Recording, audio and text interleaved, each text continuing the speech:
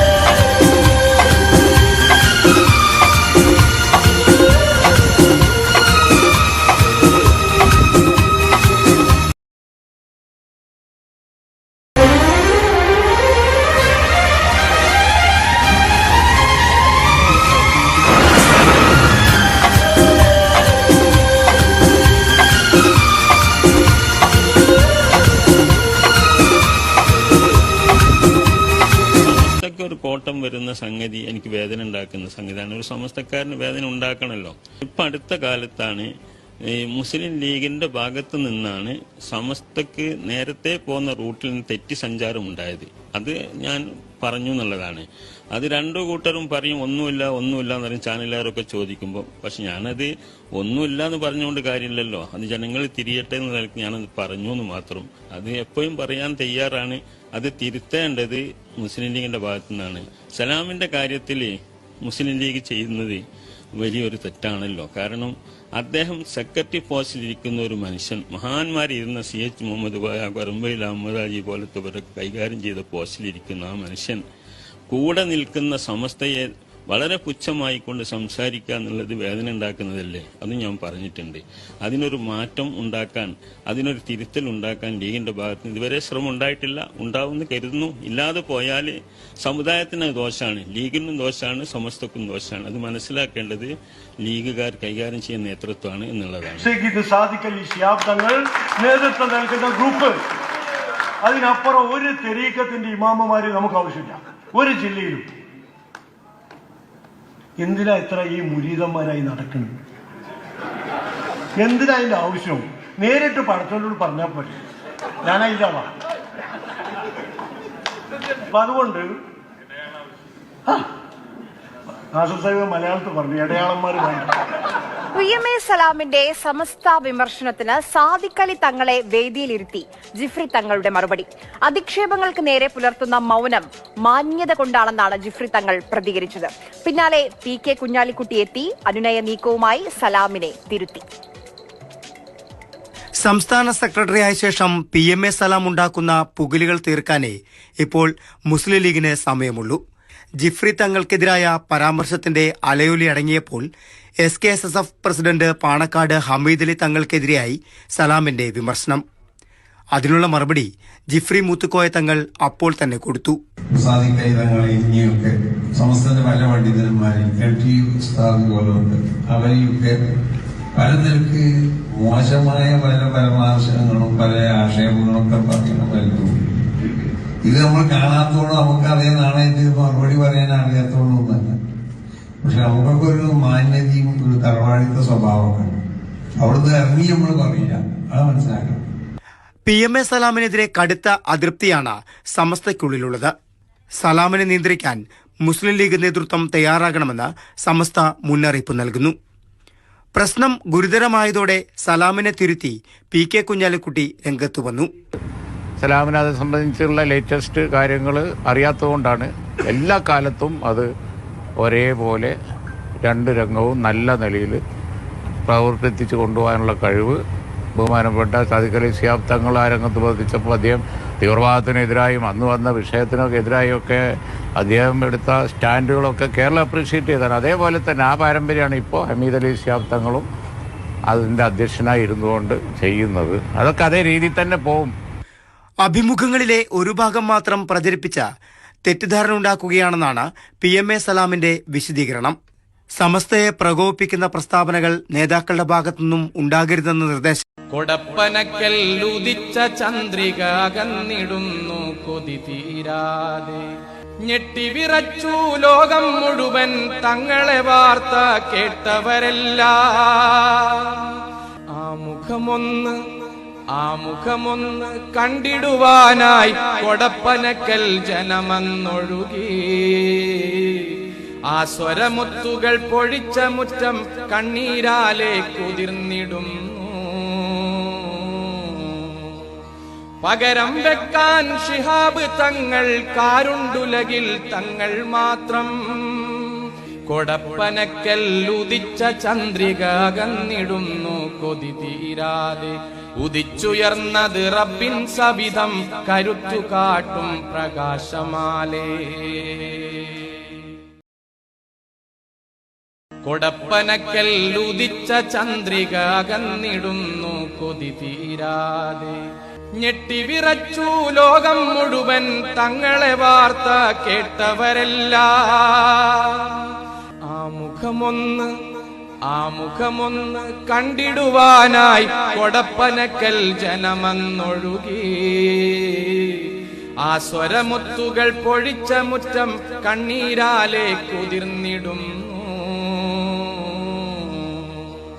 പകരം വെക്കാൻ ശിഹാബ് തങ്ങൾ കാരുണ്ടുലകിൽ തങ്ങൾ മാത്രം. കൊടപ്പനക്കൽ ഉദിച്ച ചന്ദ്രിക അകന്നിടുന്നു കൊതി തീരാതെ. ഉദിച്ചുയർന്നത് റബ്ബിൻ സവിധം കരുത്തു കാട്ടും പ്രകാശമാലേ.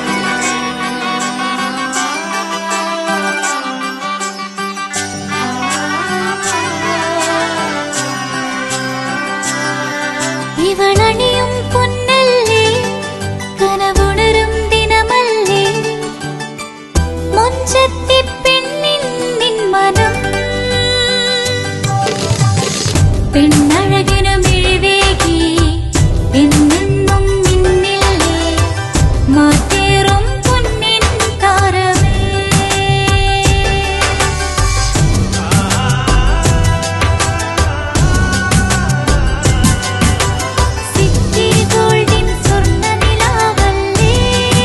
City Gold, Gold and Diamonds, Kerala and Karnataka, the glow of purity.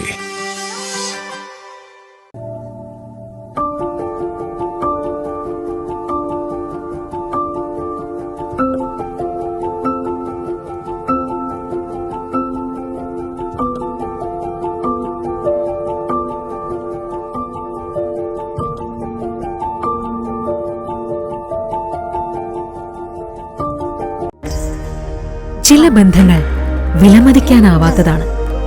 അതിന്റെ സൗന്ദര്യം പറഞ്ഞറിയിക്കാനാവില്ല. 4 നൂറ്റാണ്ടിന്റെ സുവർണ പാരമ്പര്യം. City gold, gold and diamonds മറ്റേതിനേക്കാളും മികച്ചത് നൽകുമെന്ന ഉറപ്പ് എന്നെ ഞാനാക്കി മാറ്റി. ശരിയാണ്, അത് അത്രമേൽ അമൂല്യമാണ്. യഥാർത്ഥ 916 സ്വർണ്ണാഭരണങ്ങളുടെ വിപുലമായ showroom city gold, gold and diamonds. ഇനി ചെറുവത്തൂരിലും പൊന്നിന് പൂക്കാലം. City gold, gold and diamonds, Cheruvathur, Kerala, Karnataka. Venus Trading and Services, your trusted partner in Qatar. Looking for reliable services in Qatar? Welcome to Venus Trading and Services, your trusted partner near Al Said Bakery in Muntasa, Doha. Let us introduce our range of activities. At Venus Trading and Services, we offer certificates attestation in India and Qatar, legal translation in several languages, police clearance certificates, data flow and Prometric, company formation, health card services. Our experienced team ensures smooth and hassle-free processes. Choose Venus Trading and Services as your trusted partner in Qatar. Contact us today, 55488910. Venus Trading and Services, near Al Said Bakery in Muntasa, Doha. Partner with Al Farha Tours and Service. ലക്ഷ്യം മികച്ച ജോലിയാണെങ്കിൽ പഠിക്കാം റൂട്രോണിക്സിന്റെ government അംഗീകൃത കോഴ്സുകൾ. കേരളത്തിലുടനീളമുള്ള അംഗീകൃത പഠന കേന്ദ്രങ്ങൾ വഴി SSLC, +2, diploma, degree പഠനം പൂർത്തിയാക്കിയവർക്ക് ഇപ്പോൾ അപേക്ഷിക്കാം. SC/ST വിദ്യാർത്ഥികൾക്ക് 100% സൗജന്യവും ഒപ്പം മറ്റ് വിഭാഗങ്ങൾക്ക് നിബന്ധനകളോടെ 20% വരെ ഫീസ് ഇളവിലും പഠിക്കാൻ അവസരം. PSC നിയമനങ്ങൾക്ക് യോഗ്യമായ ഗവൺമെന്റ് അംഗീകൃത കോഴ്സുകൾ കൂടാതെ റൂട്രോണിക്സ് സർട്ടിഫൈഡ് കോഴ്സുകളും തിരഞ്ഞെടുക്കാം. കമ്പ്യൂട്ടർ പരിജ്ഞാനം നേടാം, ജോലി സാധ്യതകൾ കൂടുതൽ ഉറപ്പുള്ളതാക്കാം. കേരള സ്റ്റേറ്റ് റൂട്രോണിക്സിലൂടെ സുരക്ഷിതമായ ഭാവിക്ക് ഉറപ്പുള്ള അടിത്തറ പാകൂ. വിളിക്കൂ 9072 767 005 or visit www.eduskilling.com. നമ്മളെല്ലാവരും വീട്ടിൽ പാചകവാതകം അഥവാ ഗ്യാസ് സിലിണ്ടർ ഉപയോഗിക്കുന്നവരാണ്. അതുകൊണ്ട് തന്നെ ഗ്യാസ് സിലിണ്ടർ കൊണ്ട് എന്തെങ്കിലും അപകടമുണ്ടാകുമോ എന്ന ഭയവും നമ്മളെ സദാ അലട്ടിക്കൊണ്ടിരിക്കുന്നു. അതേസമയം നമ്മൾ എത്ര പേർക്ക് ഒരു ഗ്യാസ് സിലിണ്ടർ കൃത്യമായി ഫിറ്റ് ചെയ്യാനറിയാം? ഈ ചോദ്യം കേട്ട് ആരും നെറ്റി ചുളിക്കേണ്ട. ഗ്യാസ് കൊണ്ടുവരുന്നത് മുതൽ ഗ്യാസ് ഫിറ്റ് ചെയ്യുന്നതിന് വരെ അതിൻ്റേതായ രീതികളുണ്ട്. പലപ്പോഴും നമ്മളൊന്നും അതിൽ ബോധവാന്മാരല്ല എന്നുള്ളതാണ് സത്യം. അത് മനസ്സിലാക്കി കഴിഞ്ഞാൽ നമ്മൾ എത്ര വലിയ മണ്ടത്തരമാണ് വീടുകളിൽ കാട്ടിക്കൂട്ടുന്നത് എന്ന് നമുക്ക് തോന്നിപ്പോകും. പാചകവാതകത്തിന് നിറമോ മണമോ ഇല്ല എന്ന് നമുക്ക് എത്ര പേർക്കറിയാം? ലായനി രൂപത്തിലാണ് കുറ്റിയിൽ ഗ്യാസ് നിറച്ചിരിക്കുന്നത്. ഇതിന് മണമില്ല. പക്ഷേ ഗ്യാസ് ചോർന്നു കഴിഞ്ഞാൽ അറിയാനായി മണം നൽകിയിരിക്കുകയാണ്. വീട്ടിൽ പാചകവാതക സിലിണ്ടർ ചോർന്നാൽ എന്ത് ചെയ്യണം എന്നതിനെക്കുറിച്ചുള്ള കൃത്യമായ ധാരണ പോലും നമ്മളിൽ പലർക്കുമില്ല. ഗ്യാസ് നൽകുന്ന കമ്പനികളും ഇതിനെക്കുറിച്ച് അവബോധം നൽകാറില്ല. ആദ്യമായി വീട്ടിലേക്ക് ഗ്യാസ് സിലിണ്ടർ കൊണ്ടുവരുമ്പോൾ അത് ചെരിച്ചിടാനോ ഉരുട്ടിക്കൊണ്ടുവരാനോ പാടില്ല. അങ്ങനെ കൊണ്ടുവരികയാണെങ്കിൽ ദ്രവരൂപത്തിലുള്ള ഇന്ധനം പുറത്തേക്ക് ഒഴുകി വരാനിടയുണ്ട്. നമ്മളിൽ ഭൂരിഭാഗം പേരും ഈ തെറ്റ് ആവർത്തിക്കുന്നവർ തന്നെയാണ്. ഗ്യാസ് സിലിണ്ടർ എപ്പോഴും വീട്ടിൽ വായു സഞ്ചാരമുള്ളിടത്തേ വയ്ക്കാവൂ. അതായത് സൂര്യപ്രകാശം തട്ടാത്ത സ്ഥലത്താണ് അത് സൂക്ഷിക്കാൻ എന്ന് സാരം. അല്ലെങ്കിൽ ചൂട് മൂലം സിലിണ്ടറിനുള്ളിലെ മർദ്ദം കൂടുകയും അത് സ്ഫോടനത്തിന് ഇടയാവുകയും ചെയ്യും. ഒരിക്കലും സിലിണ്ടർ കുഴിയിലിറക്കി വയ്ക്കുകയോ അടപ്പുകൊണ്ട് അടച്ചു വയ്ക്കുകയോ മറച്ചു വയ്ക്കുകയോ ചെയ്യരുത്. ഗ്യാസ് സിലിണ്ടർ പുതിയവ ഫിറ്റ് ചെയ്യുമ്പോഴും പഴയത് മാറ്റുമ്പോഴും അടുക്കളയിലെ വാതിലുകളും ജനാലകളും തുറന്നിട്ട് വായു സഞ്ചാരമുള്ളതാക്കണം എന്നുള്ള നിയമം നമ്മളിൽ എത്ര പേർ പാലിക്കാറുണ്ട്?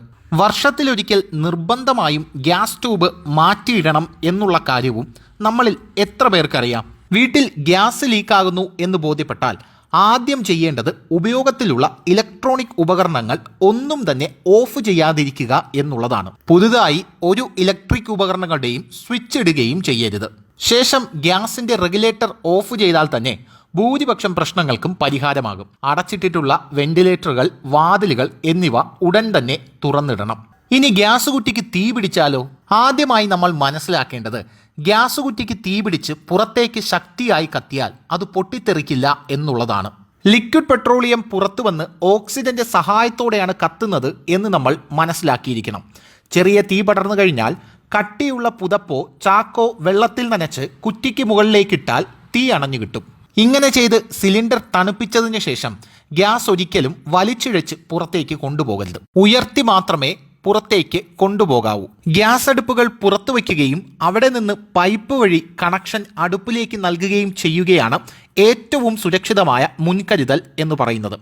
ഇങ്ങനെ ചെയ്താൽ ഗ്യാസ് ലീക്ക് ഉണ്ടായാൽ തന്നെ പുറത്തുപോയി റെഗുലേറ്റർ ഓഫ് ചെയ്താൽ പ്രശ്നങ്ങൾക്കുള്ള പരിഹാരമാകും. അപ്പോൾ ഈ വീഡിയോ നിങ്ങൾക്ക് ഇഷ്ടപ്പെട്ടെങ്കിൽ ഒരു കുഞ്ഞു ലൈക്കും ഒരു കുഞ്ഞു ഷെയറും ഒരു കുഞ്ഞു കമൻറ്റും തരണമെന്ന് കമ്മിറ്റിയുടെ പേരിൽ വിനീതമായി അഭ്യർത്ഥിക്കുന്നു.